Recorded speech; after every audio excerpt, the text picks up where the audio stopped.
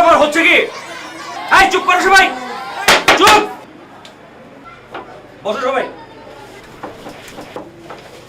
কি শুরু করেছো? হ্যাঁ, এই সবাই শোনো, তোমাদের আজকে গরুর রচনা পড়ে আসার কথা ছিল। সবাই কি পড়ে আসছো? এই এই বসো। এই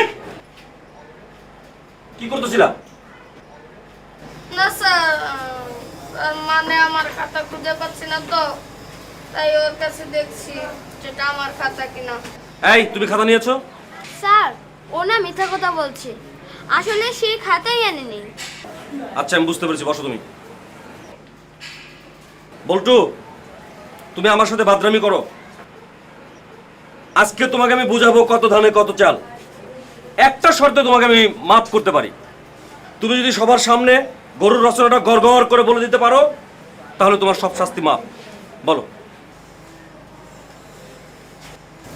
গরু একটি গৃহপালিত পশু, কিন্তু এরা গৃহপালিত পশু হলেও গৃহে এদের পাওয়া যায় না। তবে কুরবানির সময় হাটে অনেক গরু ওঠে। কুরবানি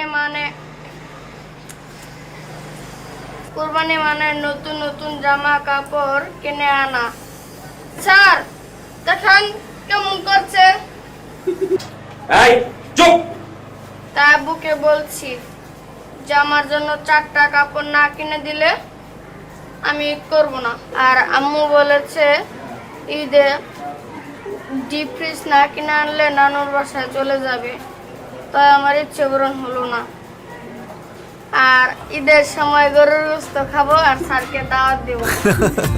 তোমরা যারা বল্টুর মতো ক্রিয়েটিভ ভাবে গরুর গল্প বলতে চাও, তারা প্রাণ ফ্রুটো কাউ গরু কন্টেস্টে অংশগ্রহণ করে ক্রিয়েটিভ গরু রচনা লিখে ইনবক্স করো প্রাণ ফ্রুটো ফেসবুক পেজে। আর তাদের মধ্যে সেরা 100 জন কাউ গরু পাবে প্রাণ ফ্রুটোর পক্ষ থেকে কোরবানির ঈদের বাজার।